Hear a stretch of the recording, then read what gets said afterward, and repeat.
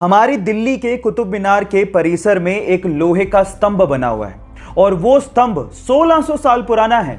बावजूद इसके आज तक भी उस पर जंग नहीं लगी है। इस वजह से वैज्ञानिकों के लिए वो किसी अजूबे से कम नहीं है।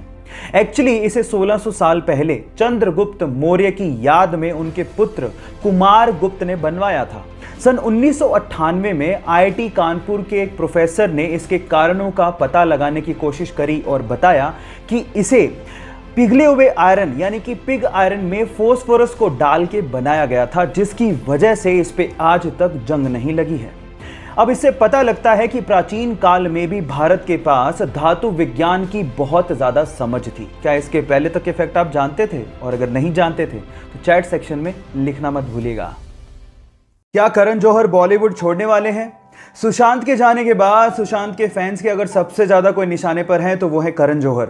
सोशल मीडिया पर करण जौहर के फॉलोवर्स लगातार घट रहे हैं। उन्हें अपने ही शो द कॉफी विद करण से हाथ धोना पड़ा और उनका ये शो पूरी तरह से बैन हो चुका है।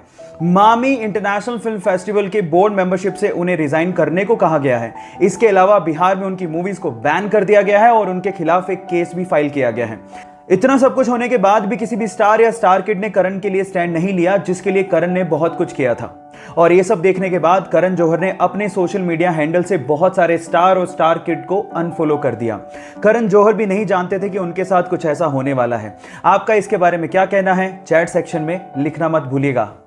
2 जुलाई 2020 यानी कि कल का दिन इंडियन रेलवे के लिए रिकॉर्ड ब्रेकिंग डे था, क्योंकि इसी दिन इंडियन रेलवे ने भारतीय इतिहास की सबसे लंबी ट्रेन को नागपुर से कोरबा के बीच में दौड़ाया।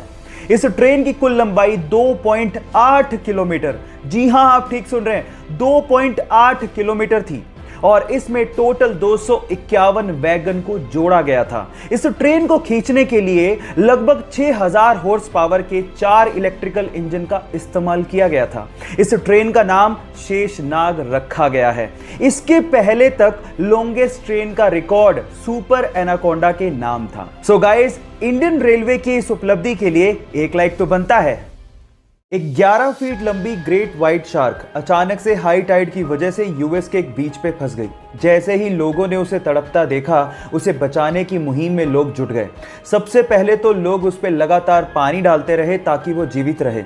इसके बाद उसको वापस समुद्र में पहुंचाने के लिए उन्होंने रेत का एक चैनल बनाया और उसके बाद उसे खींचते हुए समुद्र तक पहुंचा दिया।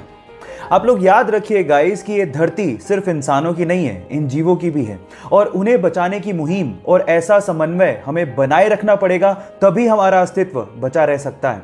आपका इसके बारे में क्या कहना है? चैट सेक्शन में लिखना मत भूलिएगा। अगर मैं आपसे सवाल पूछूं कि इंडियन गवर्नमेंट द्वारा जारी किया गया ड्राइविंग लाइसेंस आप कौन सी कंट्री में इस्तेमाल कर सकते हैं, तो आप लोग क्या जवाब देंगे? आप लोग कहेंगे कि कैसा सवाल है, ऑब्वियसली इंडिया में। लेकिन मैं आपकी जानकारी के लिए बता देता हूं कि इंडिया के अलावा आप इंडियन ड्राइविंग लाइसेंस को 21 अलग अलग कंट्रीज में इस्तेमाल कर सकते हैं। जी हां, आपने ठीक सुना, 21 कंट्रीज में। इस लिस्ट को ध्यान से देखिए। इसमें आता है US, Germany, France, south Africa, UK और उसके अलावा और भी कंट्रीज हैं जहां पर इंडियन ड्राइविंग लाइसेंस वैलिड है। शर्त सिर्फ इतनी है कि वो लाइसेंस प्रिंटेड होना चाहिए और उस पर जितना भी कंटेंट है वो इंग्लिश में होना चाहिए। क्या इसके पहले तक के फैक्ट आपको पता था? और अगर नहीं पता था तो चैट सेक्शन में लिखना मत भूलिएगा।